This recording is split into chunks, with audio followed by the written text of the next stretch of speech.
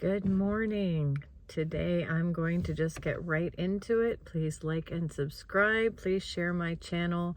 Please comment whether you agree or disagree. It's all good. So just getting right into the subject. This morning's subject is going to be about Jonah. As some people know the story in the Bible about Jonah and the whale.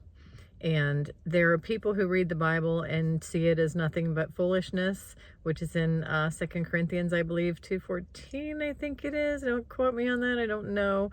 But the Bible is foolishness to those who aren't living in the Spirit and reading it in a spiritual way.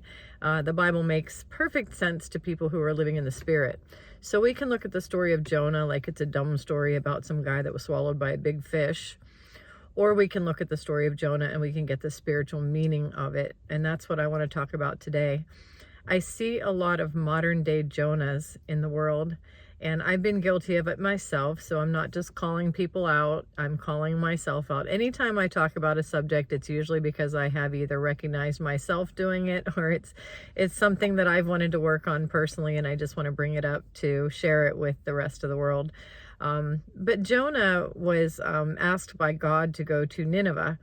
And what Jonah was asked to do was to tell the Ninevites, to give them the good news, basically the good news of salvation, the good news of the gospel that anybody can come to into alignment with God. And, you know, you have to you have to change, and change is repentance. Going from being separated from God to realizing who you are and what you are and living in spiritual alignment and allowing yourself to be changed. That's what repentance is. It's recognizing that you are a physical man and saying, I don't want to be just living for this physical body anymore. I want to be living for the Spirit. So that is what repentance is. And that's what gets you saved, is that you turn from focusing on your physical, and then you become aligned with the spiritual realm, which is all one, the I am. So anyway, God, the I am, the all, wanted Jonah to go to Nineveh and tell them that, hey, you can be aligned. You don't have to live in the physical body anymore. That's the good news. You know, we want you to be with us in the light. We want you to be living as the all. Jonah didn't want to do that. And here's where the modern day Jonahs come in, because Jonah looked at the Ninevites, and number one, he hated them. He couldn't stand them. Number two, he couldn't stand them because they were sinful. They were just living lives of complete violence. They were violent people. They were vile people. They were everything that we see in the world today that just disgusts us. Greedy, you know, sexually immoral, vile, violent, just wanting to, you know, harm other people. The Ninevites just wanted to do damage and harm other people. That's what they basically lived for. And not only that, but they had killed Jonah's family. So that adds to that. So say, for instance, let's put this in the perspective of today. Say, for instance, somebody tells you that group of people over there, the murderers, the ones that are, you know, trafficking children, killing people, taking over all your real estate, wreaking havoc in society. And not only that, but they are the reason that their whole entire family died. They basically burned the entire complex, apartment complex down, and your family died in that apartment complex because they wanted to take it over, and they're greedy, and they killed your whole family. So now I want you to go tell those people that they have the ability to live it as one in the light. Okay, you go tell them that. So your first reaction is going to be, no, I hate those people. I don't want them to be part of my light. Why wouldn't that be a reaction? I mean, that's just a natural human reaction. You know, do I really want those people living in the light? But that was the test that Jonah was asked. That was what was asked of him.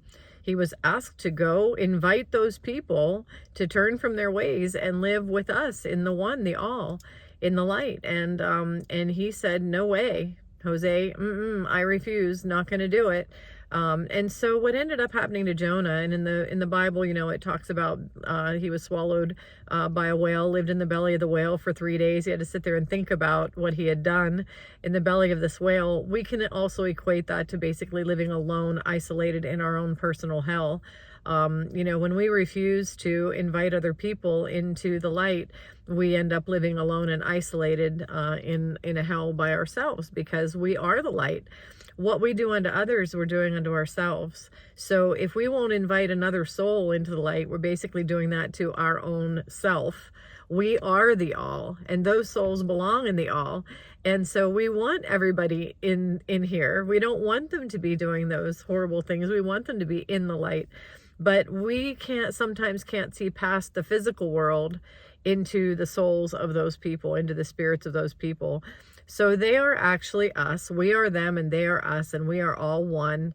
And what we want to do is, no matter how bad somebody is, you know, treating other people, no matter what they're doing, no matter how horrible we think they are, we see this in this current political climate, you know, us versus them, Democrats and Republicans, you know, the wealthy and the poor. And, you know, people say, you know, I can't stand these people because they do this, and I hate these people because they do that.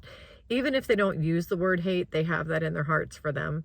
They have this contempt for people. They have this just disdain for the human beings that they are, because they see them doing things that they don't agree with.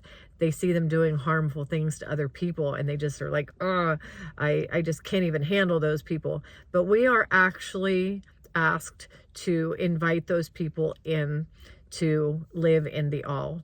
We want them to change the way they are. We don't want to say, you have to stop being greedy first and then you can join our club. We don't want to say you have to stop being sexually immoral first and then you can join our club.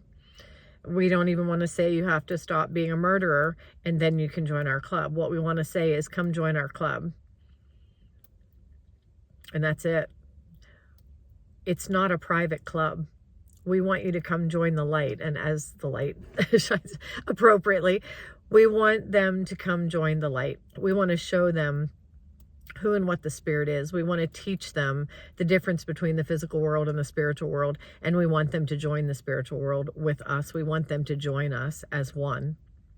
So will they continue to be murderers, idolaters, greedy, living in immorality and debauchery and harming people after they become light and the one? That's the thing. No, they won't. That'll end. And that's where, you know, first we realize who we are. We realize who we're not, and that's physical bodies.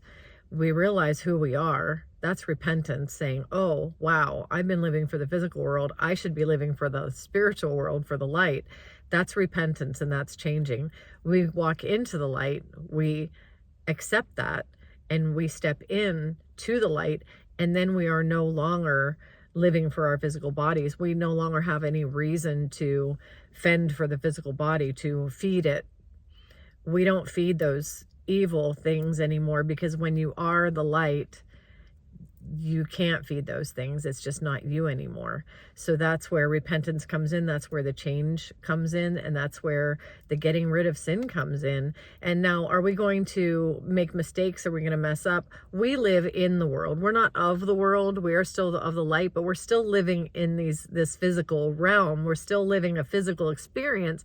So are we going to mess up and practice things that aren't right and do things that are, you know, outside of what we're supposed to be doing? Yeah, we are. We will, because we are living in these bodies. We're having these experiences, but those things are designed to teach us. Then when we mess up and when we do things that are wrong, then that's where continuous repentance and living in prayer comes in, where we say, oh wow, you know, like for instance, I go up to a drive-thru, I'm in a really bad mood, they make whatever, dump soda on me, whatever, they do something, and I'm like, and I'm not very nice to them, you know, I want to be able to turn around and say, look, I'm really sorry, I didn't mean to like snap at you like that, I'm just having a bad day. It's not an excuse, and I shouldn't have treated you that way. I know your job here at McDonald's is really hard, so I just want to thank you for doing what you do, and hey, it's all good.